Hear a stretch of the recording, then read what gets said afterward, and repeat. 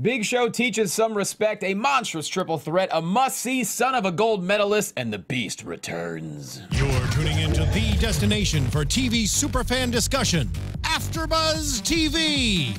And now, let the buzz begin.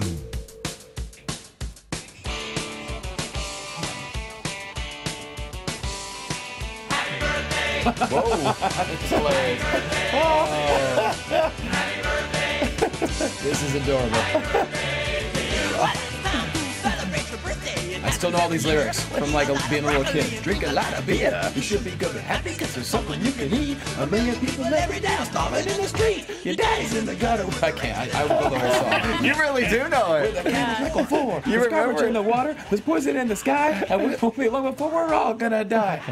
It's because it's Johnny's birthday. Happy birthday, Jonny Loquasto. Oh, thanks, guys. Thank you, Mark B. Donica. That's lovely of you. It was your request. So I know. Oh, he sniffed. You've never heard that song though.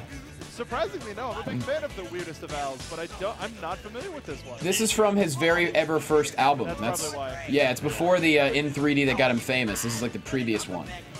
Yeah. So He's got a deep library. His library is so deep. Oh, Very deep. Anyways, thank you guys. What's happening? Let's get going here. This is the Raw After Show on AfterBuzz TV. Jonny Loquasto here at JQuasto. The lovely lady next to me. You see her every single week on Marvel Movie News, Screen Junkies News. Find her on Twitter at Markeia McCarty. She's Markeia McCarty. Yeah, and that's MarkeIamccarty. And yeah, glad to be here, especially because this is actually the first time I knew that it was your birthday. Oh, good. Well, he has it every year, though. It's an annual event. I know. I've been doing the show for over a year. And this is like the first time for his Mark birthday. it on your calendar. I didn't advertise it. You know what I mean? So it was like, yeah. Card subject to change. Exactly. I might change my birthday to another day. Who knows? That's smart. Just keep them guessing, Hobo. Absolutely. And that man right there's a former championship wrestler from Hollywood Heritage champion. He has worked for the WWE. I'm talking SmackDown, Raw, NXT. Has wrestled all over the world, including Australia. Find him on Twitter at True Hobo. At True Hobo. I was just in Vegas this last weekend. That town, man, it just does not like me. I don't know what it is. What happened? Well, I get in, I got a match, meet Sami Callihan, go in there, and I bring my stuff. I'm not scheduled to be on the event. They say to me, hey, you want a spot? And they give me a spot, and wouldn't you know it, I'm in a multi-man tag team match. It was an 8-man elimination style tag match. Okay. There's a dude does a dirty blind tag, and all of a sudden I'm flat on my back, 1, 2, 3, and I'm out of it. And I didn't even see the tag. Huh. The town doesn't like me. Was this in downtown Vegas? No, well, it was the Silverton Casino, wrestling for FSW. Got it. And yeah, I was just supremely disappointed with my own performance. It was just a sad day to be a hobo. So you got hit from behind, did not see the tag, and next thing you know, you're out for the 3 count. Yeah, I got a man, and I'm working him. I'm giving him my best shots, and he's on the rope, and all of a sudden I feel a tap on my shoulder, and there's a man behind me. I'm like, son of a... I throw a punch at him. He ducks twice, and all of a sudden he's caught me up, and he gives me what I can only describe as a modified angle slam.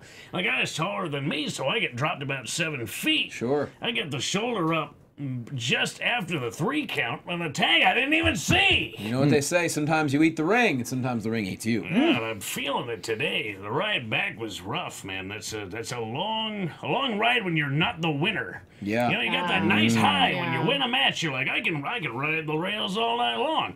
But all of a sudden, that 5 hours starts to feel like 10, and you just go, I don't want to get. Not to mention the heat. Here. The heat driving back from Vegas. Yeah. You get used to it. Yeah. You do. It's one of those things where if you just steep in it, it's like a warm bath. You just kind of let it wash over you, and eventually your internal temperature normalizes to the external, and it's just you adapt. Humans are adaptable. They're like roaches. And most importantly, you live to fight another day. That's true. I am here fighting my own mouth to get words out. So. There you go. And the man right next to him, he's a Second City veteran, and he's working on an incredible film with Rocky Romero, and might be in it as well. You find him on Twitter at Marc Warzecha. He's Marc Guys, Warzecha. I'm just hoping every day that somehow Kurt Angle is my real father. Right? You know what I mean? Well, I could say that kind of. There's a chance. Maybe in the brow area. Maybe Well, thank you. I'll Yeah. take it. Thank you. Have you won any medals or even ribbons? Not yet. Not even with a broken friggin' neck. Yeah. No, I'm Don't sorry. take this the wrong way, but you got a little salt and pepper going on. What is the age difference between you and Kurt Angle? Probably about 5 years. But you know, Kurt Angle is a virile guy. He might have got it started early. Yeah. I'm not going to touch that. Nope. I'm not getting anywhere near that. And of course, the man on the ones and twos, he is the Wizard of Our Oz. You find him on Twitter at Mark B. Donica. He's Mark B. Donica. Because I have a huge head. Yeah. That's where the Wizard of Oz jokes comes in. Hi, everybody. And you have a good laugh. No, I don't. Pay no attention. Well, Monday Night Raw emanated from my home state of Pennsylvania. Happy birthday. Oh, thanks, buddy. Yeah, happy birthday, For Pittsburgh. you. Yeah, Pittsburgh, baby. 21 years since Kurt Angle won the gold medal. How about that milestone? Wow. I watched the special last week. It's incredible, man. Oh, it's I heard it's great. I heard it's great, right? What is so great about it? It's just a really authentic, realistic look at this guy's life. It just tells his story. And Yeah. the fact that, you know, he grew up in a wrestling family, he was like the least talented wrestler of his family growing up. His older brothers were all better than him, and he was just one of those guys that put a chip on his shoulder and just worked his ass off. Next thing you know, he's like a late bloomer. He got good really fast, like late in high school, and then just dominated after that. And then won the gold medal. This is, I think at one point during the qualifiers, he felt something in his neck, like a crunching noise, and just wrestled through it. Wow. So he didn't know that he had the broken friggin' neck when he won? He wasn't aware of it? From what I remember, he kind of knew in the Olympics, but he couldn't. He wasn't going to take himself out. Right. He wasn't going to say anything. What are your options there? You either wrestle for gold or you go, my neck kind of hurts. Maybe I'll sit this one out. Yeah. You don't have a whole lot of options. What's crazy about this is, though, it tells. I didn't realize he had so many different issues. Like, he broke his neck multiple times, and I think they kept some of those a secret because I only recall a couple of the surgeries. He had multiple surgeries, and just thinking about the pain that he went through, you kind of understand in a certain way why he had the problems that he had with medications, because I can only imagine the pain that he went through. And it was also a family problem. It wasn't just his. It was addiction ran in his family, so it was, in a way, kind of a matter of time before he ended up picking up where his It was his a perfect father storm left in the off. most unperfect way, Absolutely. unfortunately for him. And, you know, thank God he straightened everything out, and he's a great family man now. And hell, we see him every Monday on Raw, which I bet the people of Pittsburgh never thought they would see Kurt Angle open a Monday Night Raw. Right. Yeah. He is a great family man with his new son. Yeah. Back home with his new son. That's true. Yeah, he brought him home. Yeah. Yeah. Pat him on the, yeah, he brought him home, Yes, he right? did. Homecoming for both of them. Indeed. So we started off, it was a lovely segment where Kurt just thanked all the fans for, you know, supporting him throughout his whole career. As he's leaving the ring, well, the Beast is not waiting any longer. Him and Paul Heyman hit the ring. And Paul Heyman, playing a little wordplay, said, I know the angle you're going for. You want to get Brock Lesnar out of the WWE. We want the title off of him. And he basically said, look, if Brock Lesnar does not keep the title at SummerSlam, he's out. This is probably the most intelligent thing I've heard anybody say in a long time.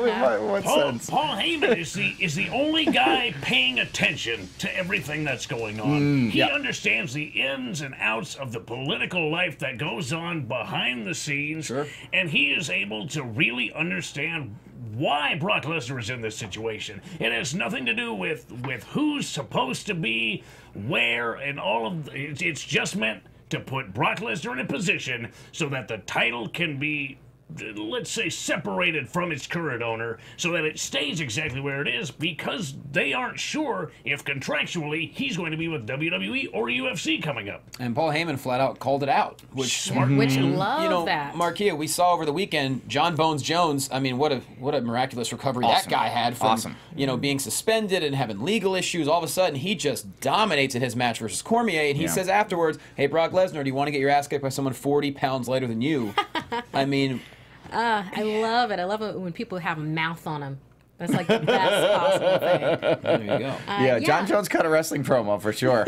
He did. But yeah, this whole thing with Brock Lesnar and Paul Heyman, I'm on board with this because it felt like we were just talking about this last week, where it's like, hey, we want the Universal Championship to mean something, and then I brought up the very logical conclusion that Finn Balor would be second, I disagree. two-time Universal You saw Champion. me shaking your head? Yeah, you're shaking my head. Yeah. You're ready I for it. disagreed. So this is ingenious. If he doesn't win, then yeah, he's out of the picture for a while. I'm A-okay with that because you know what? He's been out of the picture anyway. It raises the stakes on the match a little bit. That's a good thing. Yeah. But it also takes the liability away from Brock Lesnar. If Brock Lesnar doesn't win, it's not because he wasn't good enough. It's because politically they put him in a position where he was destined to lose. Right. It doesn't take anything away from his stock. It's a brilliant way of explaining it, and Heyman does the perfect job somebody in his position would do. If you're managing a client, you're going to say, my client is the best wrestler ever, win or lose, because if he loses, it's not his fault. And you're right, it was brilliant, but Mark, you know, my issue is this whole thing of, oh, if he loses the title, he's out. That makes me wonder, you know, Brock Lesnar just retired from the MMA, I don't know, 6 months ago, maybe 8 months. I forget exactly what the time frame was, but is he really thinking, I mean, look, when you're a top-notch athlete, someone challenges you, I mean, is he really thinking about going back? It's tough to tell. I think that he, at the very least, is a very smart negotiator, and he has a good buddy named Paul Heyman who probably helps him a lot with those negotiations, right? So no matter what, I don't think it hurts Brock Lesnar one bit because his contract with WWE is up soon. I think it's up at WrestleMania. It probably doesn't help him one bit from a negotiation standpoint for Vince McMahon to know there's another company out here who really wants me, that'll pay me a lot of money to go there and have a few more fights if you're not willing to give me a fantastic contract when mine is up. So I think that that's at play too. I mean, John Jones and Brock Lesnar, that would be a hell of a gate. Oh, yeah. It's a little bit of a freak show fight, but who cares? Well, look at Mayweather McGregor. Yeah, There's going to be freakier show than that. That's right. That's right. I mean, who cares? It'd get a ton of press. It'd be a huge buy rate. Brock Lesnar could make a lot of money in one night. I mean, he'd probably make more in one night than he makes his WWE contract in a year. Legitimately, yeah. With as big as that fight would be, yeah. So... yeah, I'm sure he's going to look at it. And maybe another question is, would Vince let him have the fight while under contract with WWE still, which he did allow when Lesnar fought Mark Hunt. But the way that played out was a little bit of bad press for everybody involved. So I don't know if Vince would want him to do that again while under contract. Well, Lesnar handled Mark Hunt, but what about Jones? He arguably handled Hunt because he was enhanced at the time. Good point. Do not forget, he peed dirty. Yeah, he did. You can't erase that. You peeing dirty. You gotta get some peeing dirty. Oh, no. But against Jones, that's tough. Jones has got so much length. He's like a slender man.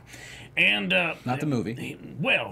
Still, he'd be the Slender Man to Brock Lesnar. Sure. How did he put the hurt on Cormier? He hit him right in the chin with that shin, and that's all you need. You look, they're almost the same, Lesnar and Cormier, because of their wrestling background. Right. And that's how you put the lights out on a wrestler, is you outstrike him. Right. Now, if Lesnar could manage to get on the inside, then maybe he'd have a shot. But still, I think Jones would play the distance game, and he'd keep Lesnar as far away as he can while landing as much damage as he can, especially on the face and the jaw area, and let that speak for itself. And good info here from Joseph Boza. Brock signed a 5-year deal that's up after WrestleMania. He's leaning towards not resigning. Now, Markeia, when we have this whole stipulation, if Brock loses, he's out, does that just guarantee us? Like, does that kind of give it away that, well, he's definitely not going to keep this title? Well, the thing that I was thinking of with it is that it definitely raises the stakes. Right. I mean, because we know with a fatal 4-way, I mean, it's a really good chance he's not walking out with that belt. If you also put on this stipulation of, you know what,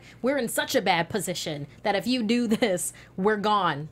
We're gone early. Good luck. We're going to activate that stipulation in our contract that you know that we have that limits, what, the next 3 appearances that he'd have to, like, 1? So, I mean, I think it adds some more spice to the stew for this.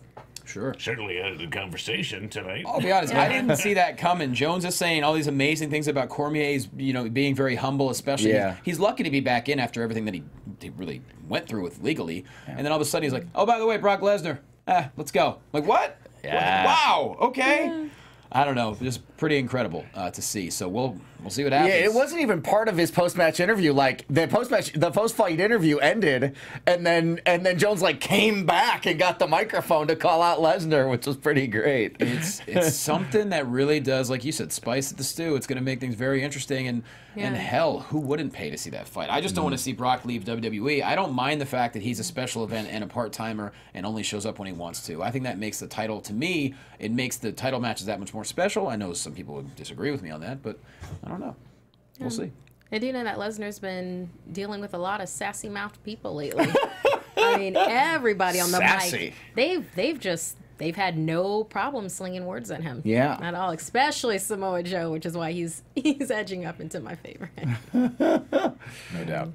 All right, moving on. The first match of the evening, the Hardys taking on Gallows and Anderson, and of course the Revival on commentary. I enjoyed the heck out of the Revival on commentary. Oh yeah, they were really entertaining. Them and Corey. This is where Corey's at his best, when he's got someone else on commentary who knows how to yes and unfortunately with Booker on commentary, it's just not there. Corey can't really jab at Booker because he doesn't want to. He's not taking it. You know what I mean? Yeah. And so when the Revival are there, they have that yes and back and forth. It's really good. Yeah, there's a good interplay that doesn't quite happen with Booker all the time. Booker's just doing his own thing. Yeah, I think Corey needs to change his tactics a little more. Find a different way to go at it with Booker.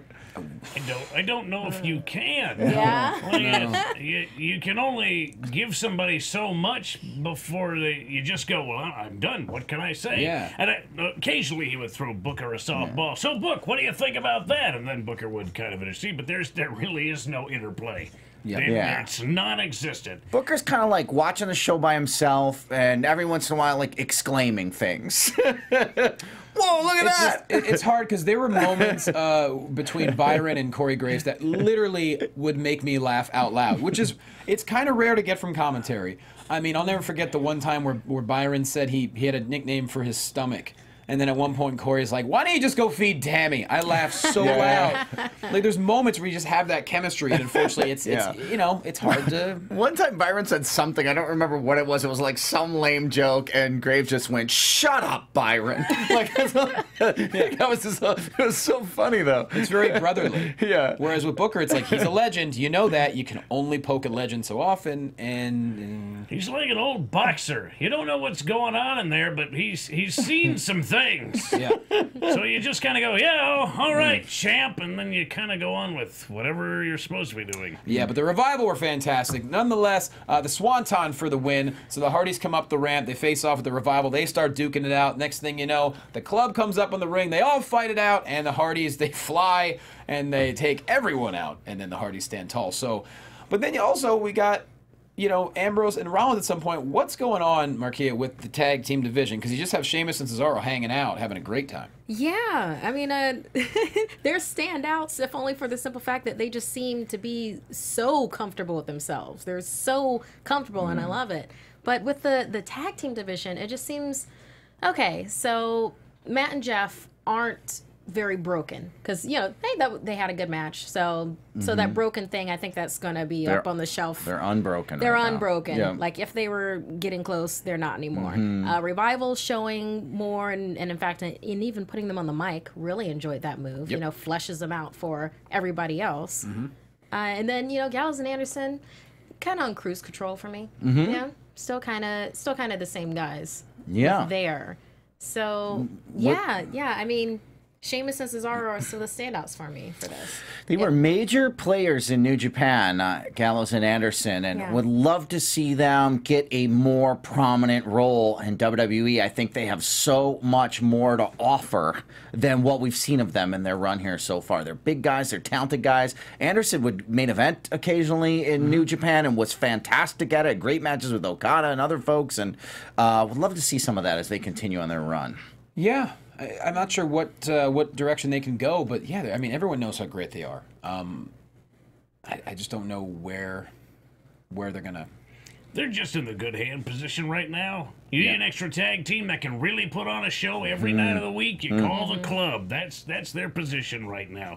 What they're capable of is so much greater than what they're actually doing right now. But that's not taking away from what they're doing. They're not phoning it in. They're really putting in work every night of the week. They're putting on great matches tonight with the Hardys. It was great. They made the Hardys look really credible while not taking away anything from themselves.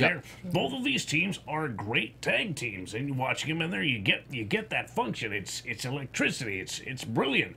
But you've got to see a little bit more evolution from the club. They've got it. There's something that's not changed. It's too much the same. We need to change something a little bit. Maybe add more members to said club. A club of 2 is kind of small. Right. So maybe add a couple of members. And also the Revival, you talk about, evolving. The Revival have certainly done that. A year ago, they weren't really saying much. Next thing you know, oh my God, like, Dawson's crushing it on the mic every single time. And then, Dash can throw he'll throw a dash in there occasionally. But, like, Dawson is so damn funny and so entertaining on the mic. And not to mention their in-ring work has just been getting applauded by everyone, justifiably so. They're awesome. You got to get them there. And so then, of course, you still have the Hardys who, God, they drink the fountain of youth every day. Yeah. Yeah, they're doing the yoga.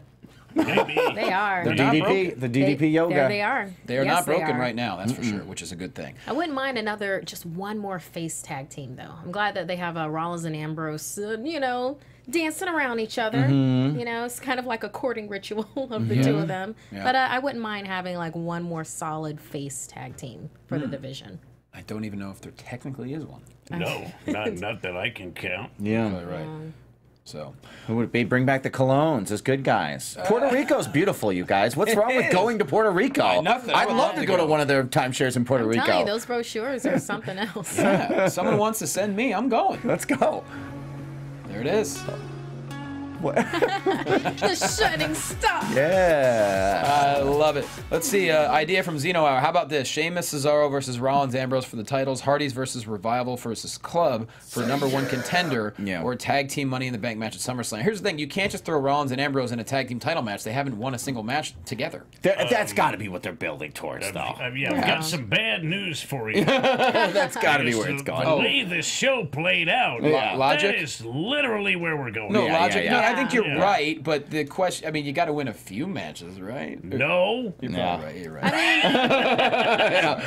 Well, let's think about it with Cesaro. Like they were thrown together, but then they kind of earned it. Yeah. After that, we got it. Right, they got matching kilts. That which I loved. Love that. They look like a I real love the tag team kilts. now. I'm telling you. They hang out backstage and just watch other matches and are very relaxed. That's right. They do. just chill back there and are buddies. Yeah. They should have another bar scene with them where it's just like a bar fight just starts, but then have it kind of like that scene in the Knightsman, the King.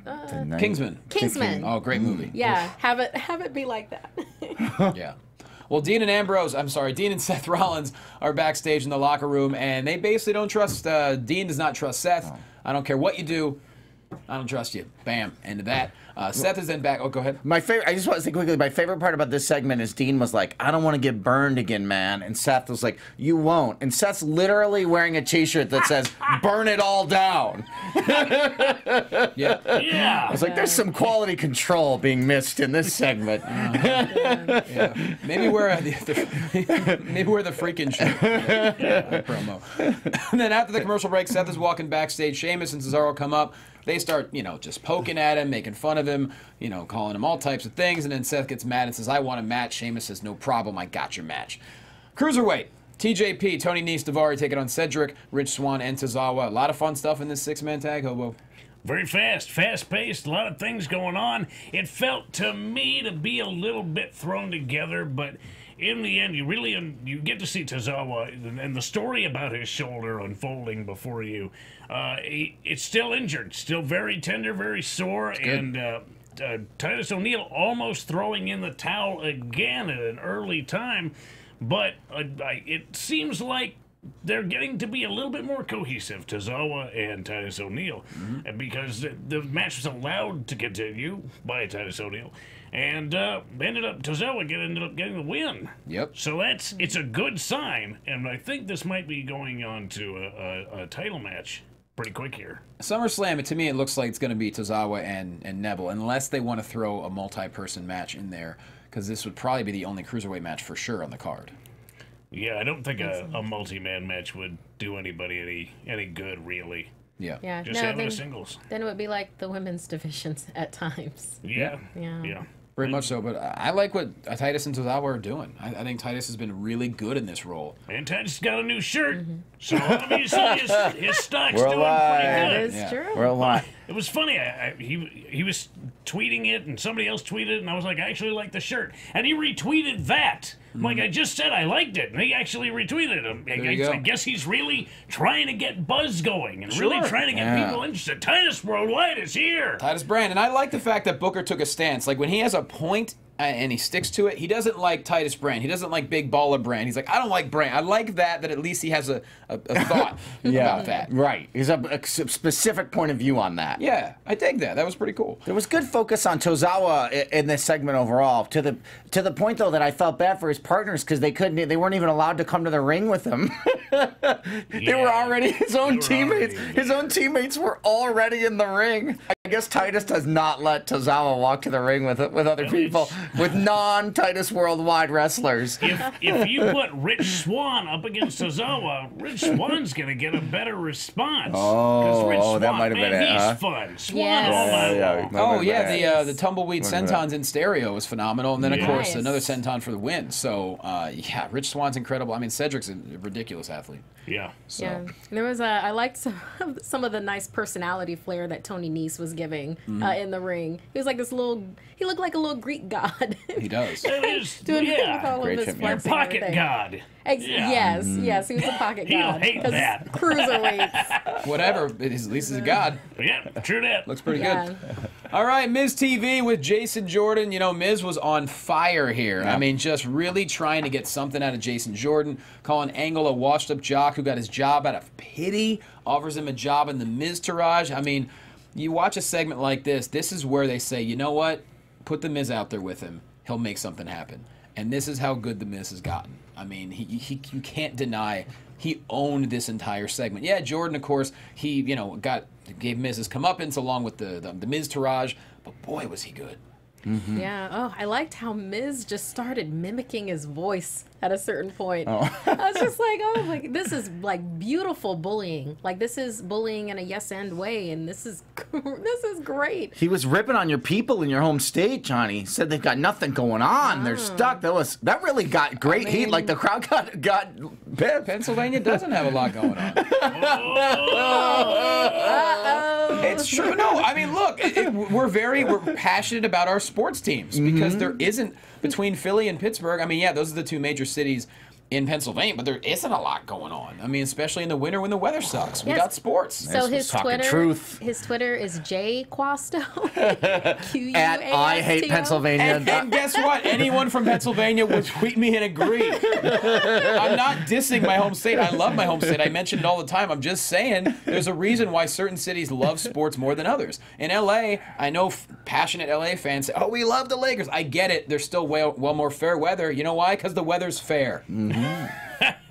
Well, right now we're talking about the Dodgers. Thank you very much. Yeah, they're pretty damn good. They're killing it right now. Best team in baseball. Damn straight. But yeah, this segment was really cool. I mean, Jordan, I still want to get something more. Yeah, me too. Give me some fire, dude. Get mad. He's talking about your dad. You know who he's reminding me of? Rocky Maivia. Like when The Rock first came out, and it was like, I'm a smiley, great guy that's always happy about everything, and it's like, eesh. I don't know. Jason Jordan just got to Raw. Let him give it a minute. Yeah. When Miz was calling Kurt Angle out for all of his stuff, true or false, whatever you want to call it. Ruin his career. Jason Jordan didn't call him Dad, he called him Kurt. Right, I noticed that. It's all still super fresh and new. You just got to give it some time. Jason Jordan's still not as comfortable in a Raw ring as The Miz is in a Raw ring. And you see it tonight. The Miz sitting back in that chair surrounded by his Miz-tourage looked as comfortable and as smug and greasy as any POS human I've ever seen in my life. And Jason Jordan is just too humble to really call him out yet. You get that fire, trust me, you'll get it. I've seen it firsthand. Yeah, for sure. You're going to get fire, but It's still new. It is. A minute. And to follow up my point, we got Zeno Hour in the chat roll saying, I'm from Pennsylvania. It's 100% true. Just saying, yeah, that's how it is. Yeah. Because we've seen that fire before when he was in the ring. Oh, yeah, he's got it. Yeah. It was Kurt Hawkins or... Oh, I'm just making. Yeah, his first match was his good. first Yeah. And remember him ripping off that shirt and like hitting Wolverine mode. Yeah, It was fantastic. Yeah. He's intense. He's got it. He's just got to get comfortable. I think also I have faith. I can't believe I'm about to say this, but I do have faith that there is a larger story being told between Jordan and Kurt Angle that's going to play out long term. You would think. And yes, and that the beginning part of this is I'm the sweet, happy kid who's just excited to be here version of this guy that I'm sure is going to evolve as the weeks go on. Or I hope. It could go one way or the other. Yes. He Yes. could take advantage of the fact that Kurt is his father, or he could just sort of luck his way into things, or Kurt gives him things because he's his son. Right. You just don't know. Like the possibilities are endless because we haven't seen their personalities interplay with each other. Right. Kurt Angle's never been in this scenario before. Jason Jordan's never been in this scenario before. It's completely new, so we get to see these people evolve and change as business people, as family. It's going to be something to watch, and you got to watch close. Mm-hmm. You definitely do. Now, moving on, Bray Wyatt. This whole thing with Finn Balor, it's something. Bray said a lot tonight. He said a lot of words. I'm just going to try to summarize it. We need a translator. Yeah, he is everywhere. Finn Balor essentially has a voiceless voice, proving to everyone, what is the Balor? He basically said what we've asked. What is the Balor Club? Y'all don't know? It's kind of what he said. And a lot of sinners going to pay for the sins, that whole kind of thing. And what I digged about this, though, the lights stayed out, the lights came back on, Balor had his back turned, and just challenged Bray to do whatever he wanted. Then, bam, the Pele kick. Got it. I knew it was nice. coming, too. I've seen him wrestle too many times to not know to never grab him from the back or the front or the sides. Yeah, just stay away from him when he's not moving. It's when he's his most dangerous. It's when he's standing still. It was pretty great. I thought it was a great little moment. Fun interplay between these two guys. I don't understand a word Bray Wyatt's saying, but I liked the rest of the segment. Yeah, I mean, you know I'm a Bray Wyatt fan. You know I am. I need a decoder ring for like this particular speech. It just seemed a little bit everywhere. It kind of reminded me of I forget the name. Ultimate Warrior. R.I.P. Rest in peace. That was Bray Wyatt- drug-addled madness. That was a little different. Bray Wyatt makes a lot more sense than the Ultimate Warrior. Yeah. No, I was thinking of a Steve Martin movie where he was a fake preacher and he would just make up sermons. And then there was like one Speak in particular tongues. scene. Was that Speaking in tongues. No, the movie. I know what you're talking about, though. remember the Yeah. movie. Is it called was. Preacher Man? No, but it's like there was this one scene where it's like, oh yeah, we bet that we couldn't put words into his speech and he could make it sound, feasible. And one of the terms was aluminum siding, and he made it work. Yeah. So I don't know. Just the That's- speech that's reminded Bray me of Wyatt. a Honestly. conglomeration of things. Chat roll, what was the name of that Steve Martin movie? Let us know. I know it's. I know I've seen it. But sometimes I think Bray Wyatt needs more of a statement instead of a manifesto. Because he'll go out every night with a book this thick and read it to you. But some nights you just give me one sheet of paper. Just bring it back a little bit. Yeah. You're overfeeding us with words, and you're brilliant. We know you're brilliant. Just take it back a notch. Treat us like we're dumb. We are dumb. Just try and talk to us, not at us. Should we? I mean, are we assuming this will be a one-on-one at SummerSlam? Yeah. Yeah. Right? I think so, This yeah. has to be. Is this Right? just What else another? does Finn Yeah, have it's going gotta on be. right now? I mean, this to me it looks like this might be one of those no contest matches, or it's going to be another one where Bray Wyatt just kind of gets stuck on an island again afterwards. I don't know. I hope not. Yeah. This man has spent most of his life on an island. Well, they both are right now. Balor is. Yeah. Wyatt is. Yeah. Who gets off the? Who gets off the island? It should be an island match. We'll see. Right? Yeah. Be amazing. Oh, here's the triple threat, y'all. Samoa Joe, Braun, Roman Reigns, and wow, this was physical. At one point, Roman ran full speed into a big boot from Braun. I will say this nicely: Braun introduced the stairs. He did. By throwing them in the ring. did. And surprise ending here as Braun went to hit Roman with the stairs. Roman kind of reversed it, nails Braun with the stairs outside of the ring. Spear on Joe. 1, 2, 3. So Roman Reigns gets the 3 count threat with 3 weeks before SummerSlam. Man, I was surprised, especially with Brock in the house. I thought we're gonna see Brock come in, crush everybody, big brawl. I was really surprised. Yeah. You know, I don't think Brock cares. So I'm not surprised I didn't see him. Because why would he care? Right. Everybody's fighting for his belt. Let them fight each other. Let them break each other. Why should he actually give any thought to these people? He's making money tonight. He doesn't have to do anything. He doesn't care. He stands there and he smiles and children quiver. So, you know, that's fine. And chat room, thank you. It's called Leap of Faith. Leap of Faith. Leap of Thank Faith. Leap of Faith. Yes, that's That the one. was it. That's the one. Yeah. This match, though, wow. I really enjoyed it.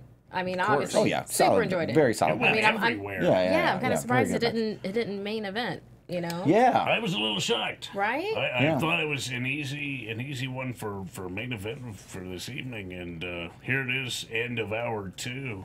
Yeah, And now. What time is it? You know, Very surprising. I'm okay with it because it keeps you interested, keeps you watching for that full 3 hours. But then it's also like, well, what are they going to end with if they have this? I Right. felt like this was the match that Yeah. everybody wanted to see, and so to give it to them this early, everybody would be going, okay, I saw what I wanted. I'm going to change the channel now. Click, click. Unless there was something else in the primetime ratings that they wanted to compete with. I don't really know. I don't watch TV for the most part, but that could have been the reason. I don't really know.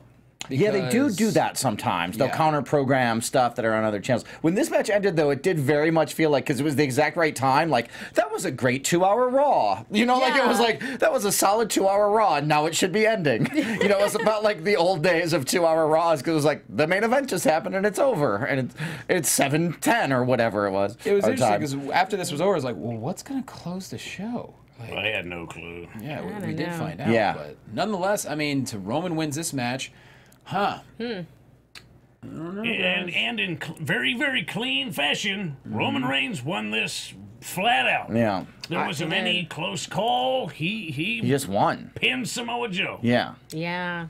Yeah, he did. So what? Yeah. But they had some good back and forth though. Samoa Maybe- Joe was really. Oh, yeah. I like that he utilizes the coquina clutch, but he doesn't do it in the same way that. Do you remember?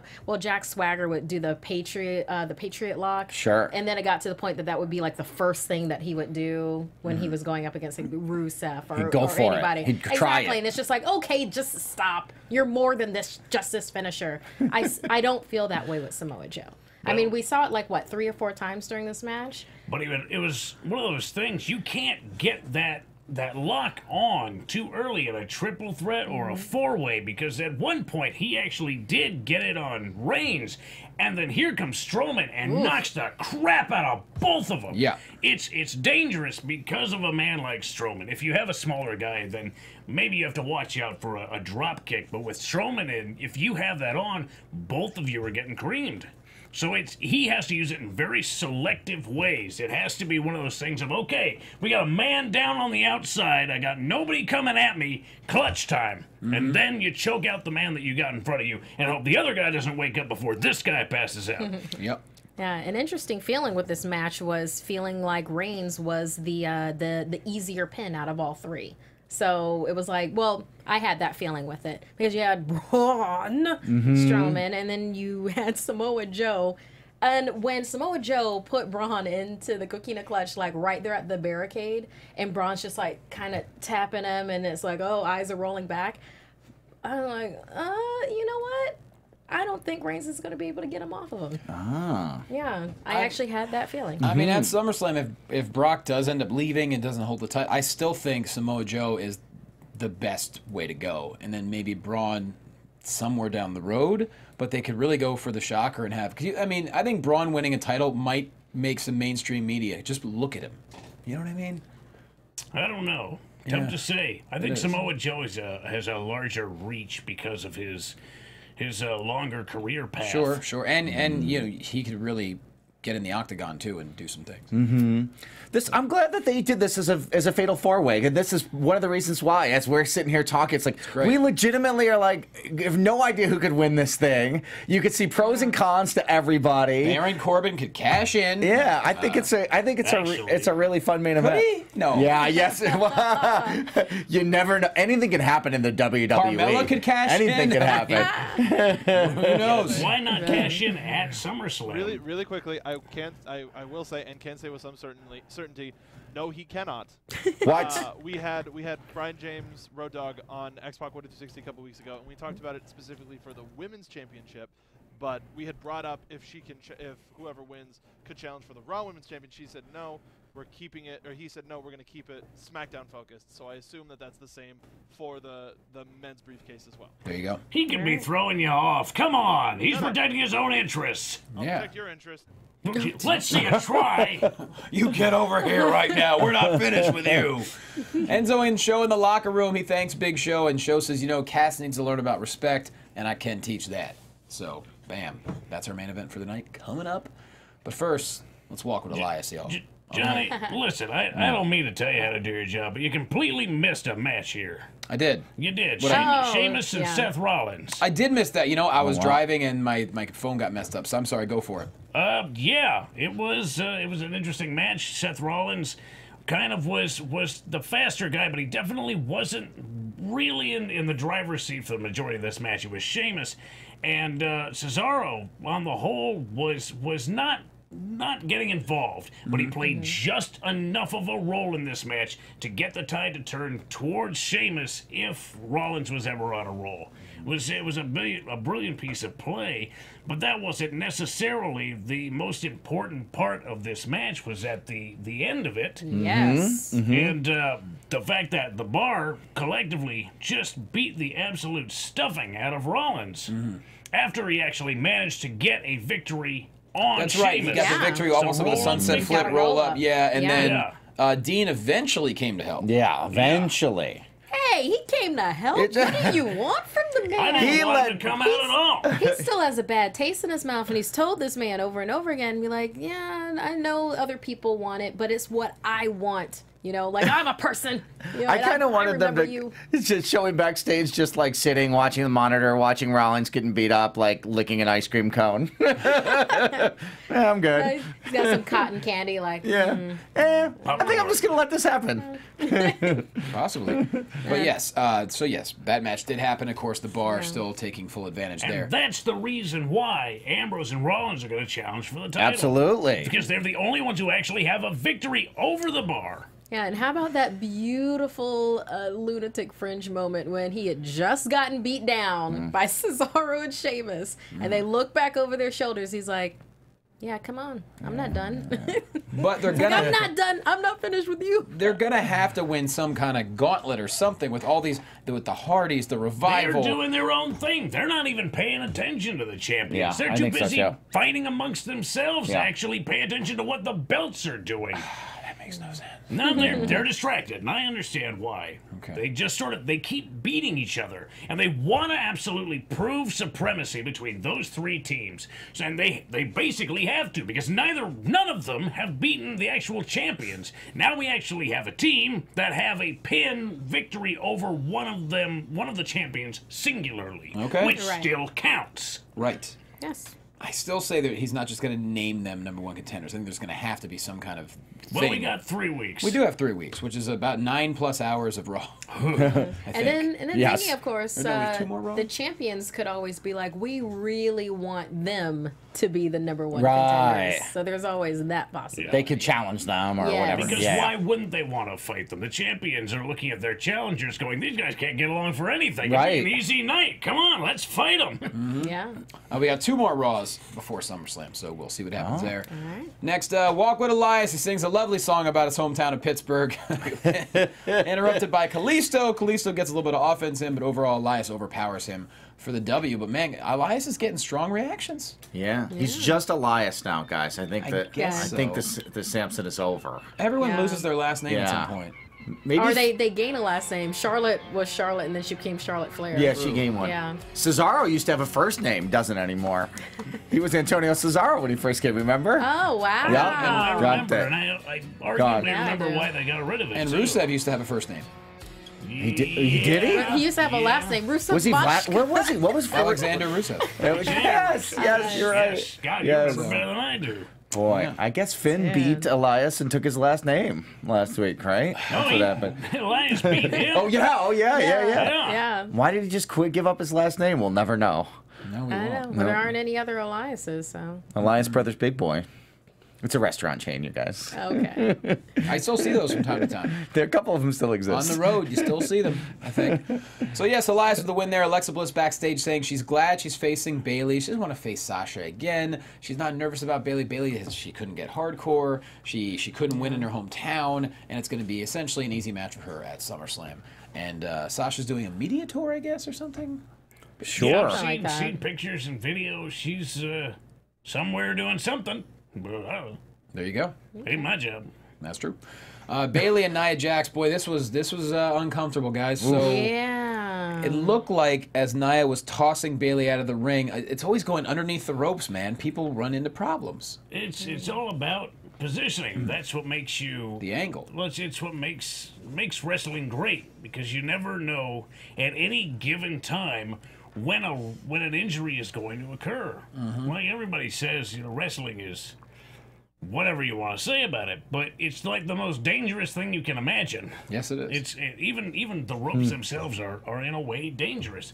I've hurt my back running the ropes before, regularly. No trip or nothing. You hit the rope wrong, and all of a sudden you feel that twinge, and your legs can't move, and you go, "Oh God, I'm so screwed right now." Yeah. Now that was basically what happened with Bayley. And you saw Enzo knock himself out on the ropes. Yeah. Right. They showed us that over and over again. And so I don't think it was the ropes necessarily. I think Bayley, just the way she landed and rolled out. And To then avoid the ropes. Yeah, and then as the match went on, she was having more and more issues. We talked about this already. It looked kind of like an AC joint. That's a pretty common thing. And when that kind of goes out of place, it really makes the arm feel very weak and very insecure. Now, she must... I've done it to both shoulders. It's tough. Which one did I do? You did my left. I did work on your left. Yeah, you did my left. And that was in a match. The right I hurt in training was very mild, but the left I hurt mid-match, and it was a title match, so I didn't have the luxury of going, well, maybe I should stop. Sure. But it's a tough injury. If it is as mild as you say, then she should be able to tape it up. Because all it is what, three different pieces of tissue that hold your collarbone actually to your shoulder, and it's those that if they stretch, then that's why your collarbone pops up out of place. So you if it's mild enough, you can put the collarbone back in place and then just tape the hell out of it so it doesn't happen again. But if it's something other than that, then we have a serious problem. Well, no matter what, I think Bayley needs a hug tonight. Yeah, just You not know on the what I right mean? shoulder. She needs a hug. Just don't hug that shoulder. She needs a gentle hug. I'm sure Vince McMahon was ready to hug her as soon as she got backstage. Right, I'm sure that's the first thing I think of when I think of You know what I McMahon. mean? I think It's like that man's a hugger. I think, yeah. I think he's a hugger. I think he provides that type of tenderness. I mean, I do like how the match ended. She narrowly escaped Nia Jax and got a count out after Alexa Bliss tried to interfere. So I like how that, I don't know if that was the way the match was supposed to go, but yeah, she was really, really favoring that right shoulder. When I hurt mine, I didn't hold it as tightly as she was holding hers. She took a couple swings with it, but it's weird. I was trying to look to see if, because when the AC joint separates, you can clearly see it. I had a hard time noticing anything was different. It could have been a rotator cuff strain too. That's possible. So the rotator cuff strain, you have nothing blocking you. It's just, can you get through the pain of swinging? So it could be that as well. Let's hope it wasn't anything worse than that. Yeah, because she's got a big match coming up at SummerSlam in just a few weeks. Never a good time to get hurt, but especially now. So let's hope, and then again, it could be all wrestling. Well, Yeah. It just could be wrestling, y'all. no matter if she's actually hurt or if this is some sort of on-screen scenario, this absolutely proves how dangerous Nia Jax is and how valuable an alliance with Nia Jax is. Sure. Now that perhaps Bayley is hurt, this could mean that Alexa is unchallenged The face at SummerSlam. That face plant was not nice. Yeah, That's when I she's picked her tall. up and She's tall. And for a woman that size, that powerful, you get dropped, you don't want to get up, and then occasionally your arm gets away from you, and you watch that landing. She lands right on that right elbow, and that'll ruin your night, your weekend, your whole month, your year. Your SummerSlam? SummerSlam. Yeah, very much so. Big Cass backstage, really good here. He said, you know, they can't teach me a lesson in respect when they don't even respect themselves. You'll be judged by the company you keep, according to his grandmother. He said, so therefore, Big Show is nothing more than a miscreant, albeit a 7-foot miscreant. I know, Hobo, you're a big fan of Big Cass here. Well, hey, I knew what he was capable of. He's absolutely proving a point. He's dangerous, not only in the ring, but on the mic. He sounds competent and intelligent, and nothing is more dangerous than a man who's 7 feet tall and has the intelligence to back it up. Yes, he does. This was our dream come true. We've been saying for like 3 weeks, Enzo needs to move on from Cass. Yes. At least have a good rebound relationship with another big guy. Like Big Show. He likes the big guys, right? So it's like you get him the biggest guy you have right now. And so he finally managed Big Show against Cass, basically. Basically. That's what we've been saying for weeks, that we wanted to see this. You know, basically he completely did that. Yeah, basically. This was, it was the way the Raw closed out. Big Show, of all people, is the one left standing tall. He actually knocks out, of course, Enzo comes in to help out Show. Technically, I guess you could say Big Cass won via disqualification. Big Cass just swatted him like a fly. Yeah. I mean, we didn't say Enzo would be a good manager. We just said he should manage. He's still a little emotionally involved in this to actually stand idly by and be a manager. He's a guy who's using someone else to fulfill his desires, let's say. There you go. Yeah, and it looks like Big Show doesn't mind being the rebound, so he doesn't mind. He's trying to break in one of the new guys. That's the job of a veteran, especially when you're the only guy who can stare this young cat right in the eye. That's true. So if you think you can run this stuff, you've got another thing coming, and I'm going to show you what's up. And he sure as hell did. I mean, just when you thought Big Cass, well, he's going to walk out tall again. No, Big Show just knocks him cold. Enzo and Cass just lay it out. It looked like a one of those Christmas hams. Like his balled up fist was that big against the side of Big Cass's face. I want to see him hold a pineapple just to see how that measures up. The Big Show. He got it, and he walked out tall. That's how Raw went off the air. So I will say this. I mean, there's a lot of different stories that were at least progressing tonight, which is good. Yeah. For a 3-hour show, that's good. Yeah. It wasn't like a sort of spectacular kind of dazzling Raw, but everything made sense. Everything was solid. Storylines made a little bit of progression as we're headed towards SummerSlam. So, yeah. And some of this stuff is building nicely, especially the Rollins Ambrose story. I really like how that's developing week to week. I think they're telling a really great story, and when those guys finally team, and I think they will team at SummerSlam and win those tag titles, I think it's really going to be a great moment and mean something. Well, I think Ambrose is really pulling out some great acting skills. He's very, very subtle, but at the same time, like, you're really believing what he's saying and the fact he doesn't trust him, and so it's a good, back and forth. Yeah. Reigns didn't care at all. He teamed with Rollins, like, right away. Remember? They teamed, like, a long time ago. Reigns was like, all right, I'll be a partner. I guess just has either he has a really big heart or he's been deceived a lot, and it's just like, it's just one of those things. This is life.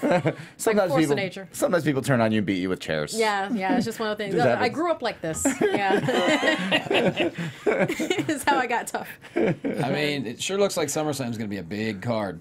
Yeah, it's gonna be like a 6-hour show. It's gonna be one of those, I think. I mean, and of course, SmackDown this week, you have Nakamura and Cena to see. For free. Yeah. People are surprised that match is for free. I'm one of them. That's on television? Oh, dang. Yeah. That's gonna be a heck of a match. Yeah. It certainly should be. There's so many matches that are shaping up. It's gonna be a long show, guys. It's gonna be a big one. It's gonna be the biggest slam of the summer. Better get ready. It's gonna be by far the biggest slam of the summer. No doubt. Well, that's been the show. I think we should all talk about ourselves here. So, Markeia, why don't you go?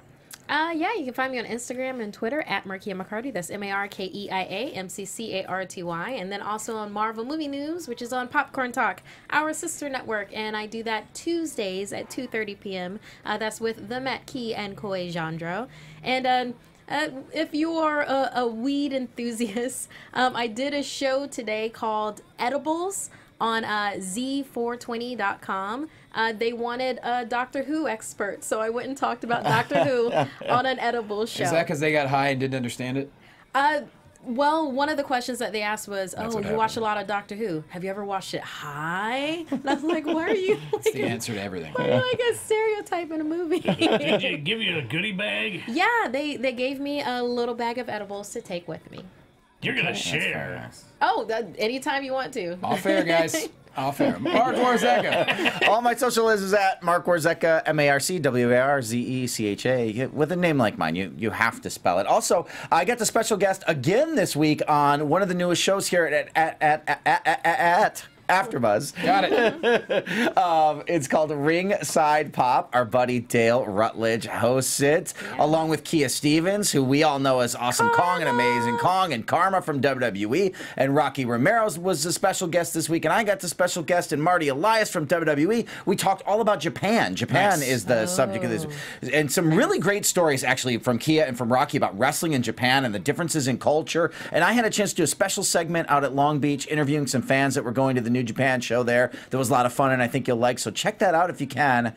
AfterBuzz new show, Ringside Pop. And it's There you also go. on iTunes. It also has its own feed on iTunes if you want to subscribe there. Perfect. Yeah, please subscribe. Hobo. Well, I'm at True Hobo on the Twitter. Speaking of Rocky Romero, he's actually going to be a guest on our NXT after show this Wednesday. We do it live after NXT airs. That's at 6 p.m. Yep, 6 p.m. Pacific time, which wherever you are, Yeah. it's on a thing. Google it. Go get a shirt at nxteam.spreadshirt.com. There you go. Mark B. Donica. That was the wrong knob. You can find me on Twitter at Marc Donica. Make sure to check out Ringside Pop as well as Xpac12360 and all of our other wrestling after shows here. And wanted to congratulate Lillian Garcia on her new podcast with Podcast One. Make sure to go check her out there. I know some people were looking for an update on that. You can find out more information on her Twitter at Lillian Garcia. But check out our SmackDown after show tomorrow, NXT on Wednesday, Lucha Underground on Thursdays, and I do a bunch of weird stuff. Make sure to follow me. Follow it at Marc Donica. I just started a gaming show on Popcorn Talk Network. If you are a gamer, please come by. It's a fun gaming culture show called Inventory Full. We'd love to have you. Back to you, Johnny. All right, I'm going to keep it real simple, guys. My album drops in less than 2 days. Midnight tomorrow night, essentially August 2nd. This is like one of the biggest moments in my comedy career. I've been doing comedy for 12 years. It's an album I'm so proud of. All I ask is for your support. Spend a couple of bucks. It's 71 minutes. You're going to really enjoy it. Go to quastoalbum.com. You can pre-order on iTunes or Amazon. Or on August 2nd, it's going to be available on all digital platforms as well as all the streamers and hopefully satellite radio sometime soon. So, yeah, just I think you're going to like it, and I'll love you for it. I know a lot of you already ordered the album. I can't thank you enough. And just keep those fingers crossed that I'm #1 on iTunes or Amazon once Wednesday hits. So, thanks for watching, guys. Thanks for listening. We love you. See you next week. Bye-bye. From executive producers Maria Menounos, Kevin Undergaro, Phil Svitek, and the entire AfterBuzz TV staff, we would like to thank you for listening to the AfterBuzz TV network. To watch or listen to other after shows and post comments or questions, be sure to visit AfterBuzzTV.com. I'm Sir Richard Wentworth, and this has been a presentation of AfterBuzz TV. Buzz you later. The views expressed herein are those of the hosts only and do not necessarily reflect the views of AfterBuzz TV or its owners or principals.